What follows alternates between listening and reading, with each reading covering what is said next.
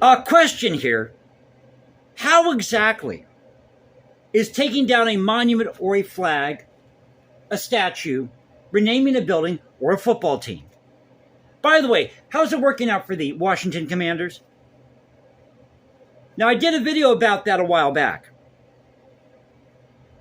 And they're having to go back and change the name of the team again because people aren't happy with the name Commanders. Conjures up these images of masculinity and dominance. I swear, no matter what you do, you can't make these people happy. So we have the latest example here at CBS News. Now, this happened over the past weekend in Philadelphia at the Kimmel Performing Arts Center. And the Kimmel Performing Arts Center was named after Sidney Kimmel, who donated, I believe, like $12 million to $15 million to get this thing up and running. And their main concert hall houses the Philadelphia Orchestra. When I was growing up, that was my favorite orchestra. Still is. The Philadelphia. Eugene Ormandy, Philadelphia Orchestra, Tchaikovsky's Fourth Symphony. Nothing better. Or download the Saint-Saëns Third, the Organ Symphony. Now, there's a really cool story about the Philadelphia Orchestra. They went over to Finland and they met Jan Sibelius. And Sibelius called them all great musicians. Isn't that awesome? So, what happened was the naming rights recently expired for this concert hall. Now, the Kimmel Performing Arts Center is a large complex. They've got some smaller theaters, meeting space, that sort of thing. Maybe a bunker if World War III breaks out, I don't know. So they're going to rename this. Now, it was called Verizon Concert Hall. They're going to rename this Marian Anderson Hall. Of course, Marian Anderson, famous African-American opera singer. You can download the clip or find it here on YouTube of her singing. I believe there's a Lincoln Memorial. Very talented. Died, I think, in 1993. So she broke a lot of barriers for the African-American community, African-American women, women in general.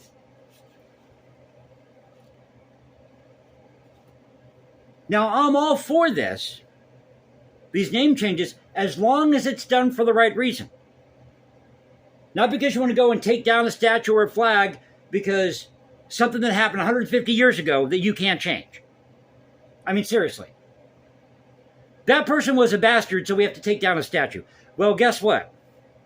You can discount a lot of your favorite rock and roll stars, a lot of your favorite actors. Don't go see their films. Don't buy their albums.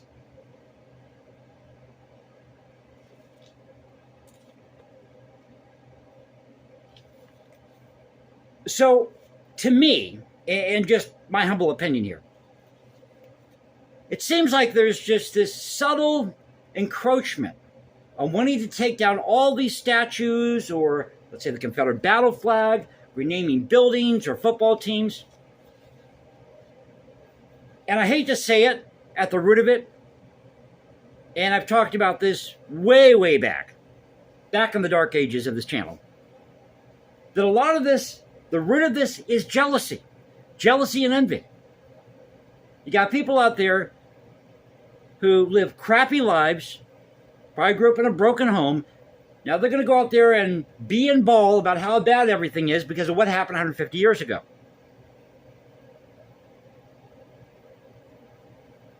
But changing a name isn't going to solve anything. It's not going to stop racism, sexism, or homophobia.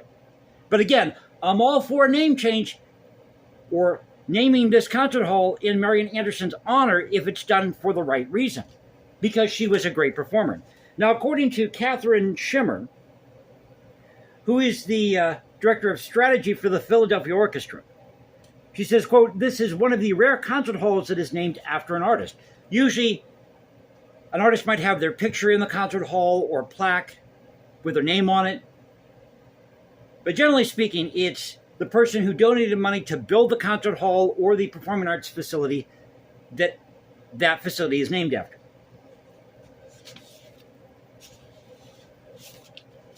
So you have two people here who contributed to renaming this Marian Anderson Hall. And that is Leslie Miller and Richard Worley. Dished out forked over $25 million to change the name of this concert hall. $25 million to change a name, really? Well, I guess there's marketing involved, all that fun stuff. But still, $25 million. I'm sure they probably did some improvements, updates to the concert hall.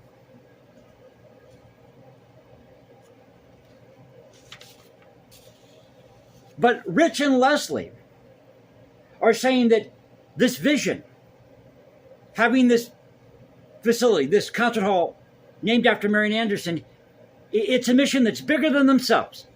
It's bigger than themselves. Sounds like wokeness to me. Again, you should do this for the right reason, and the right reason is because Marian Anderson was a great artist, period. Whether she was African American, whether she was Asian, black, or Hispanic. I mean, I guess some Egyptians look black, right? So, slip of the tongue there, sorry. But, hey, it is what it is today, one take video. So, welcome back to the channel Culture Confederacy here. Thank you for being with me, all that fun stuff. You know, we do it here. There are no fancy graphics or epic soundtracks, pretty boy camera angles. It's you, me, my smartphone. We talk about the issues of the day as we preserve great art, music, history, and culture. That's what this channel is about. Again, I am all for honoring Marian Anderson, a great performer, a great artist. But again, do it for the right reasons. But they're saying that this is, the mission here is bigger than themselves. But they really don't get into detail what that vision is. That's something I notice about these people that take down statues and flags and everything else. They don't really tell you why. They say, well, that person was a slave owner 150 years ago, and so we got to take the statue down. And they don't offer any real solutions. The only reason is that person was a slave owner. And like people in Africa weren't, really? I mean, seriously.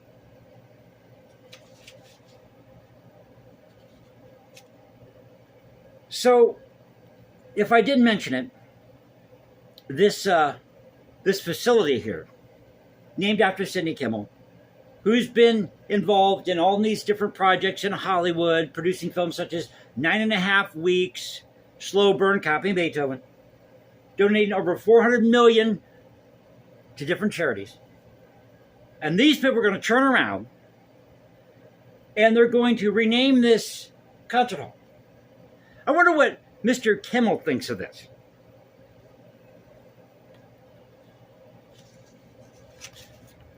Now, Queen Latifah emceed this thing.